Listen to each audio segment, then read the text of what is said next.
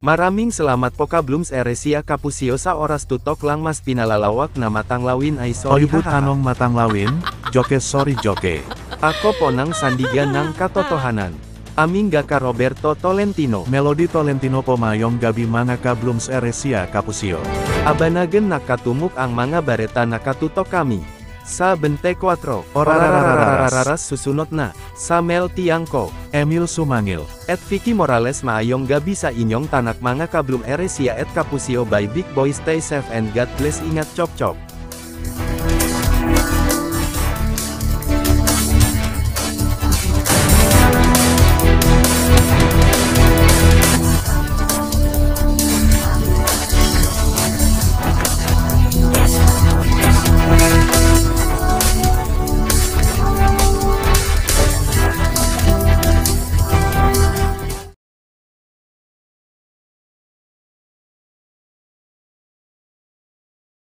Pagsimula muli ay isang tagumpay na. Huwag mag-alala, buhay ay di karera.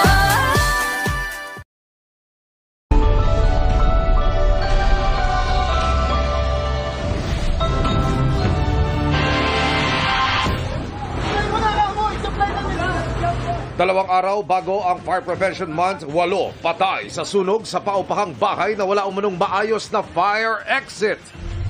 Dapa. Exclusive. Mga namemeke ng dokumento ng pinaparentang sasakyan saka ibebenta sa merkado, nasa kote sa Bulacan. Business community is in a panic because this is what they're afraid of.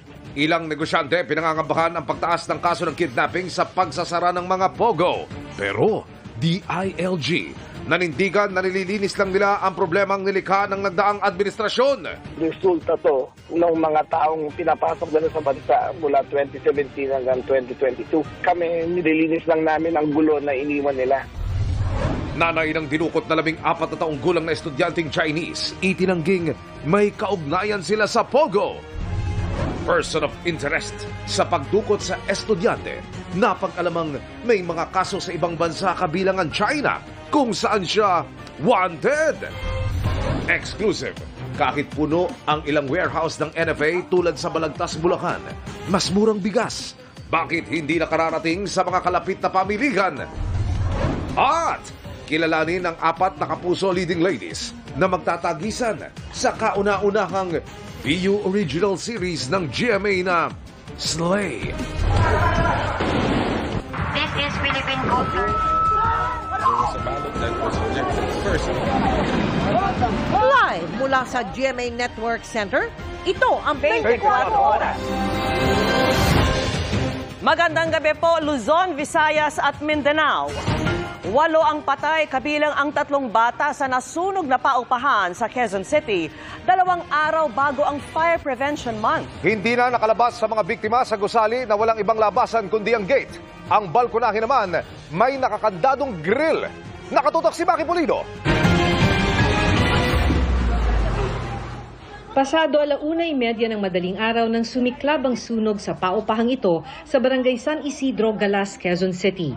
Umabot lang ng first alarm ang sunog na idineklarang fire out matapos ang mahigit 40 minuto. Mabilis man na apula ang apoy, 8 ang namatay. Bandang 9:00 ng umaga, isa-isang inilabas ang mga body bag na ito. Kabilang ang 3 bata. Edad 2 ang pinakabata.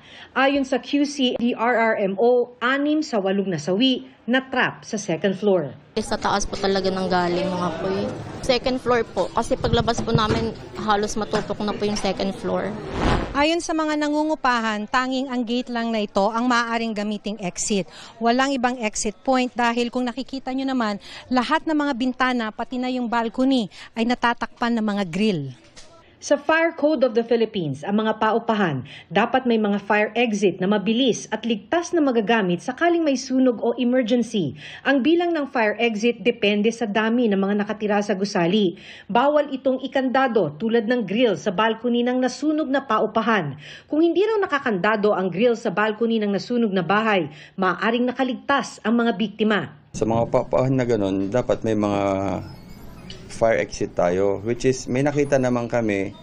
However, nakapadlock. So, yung mga responding units natin para makapasok is binolt cutter pa nila. Mula sa labas, mukhang isang bahay lang ang nasunog. Pero hinati-hati raw ito para mapaupahan ang 11 pintuan. 5 sa baba, 5 sa second floor at 1 sa third floor.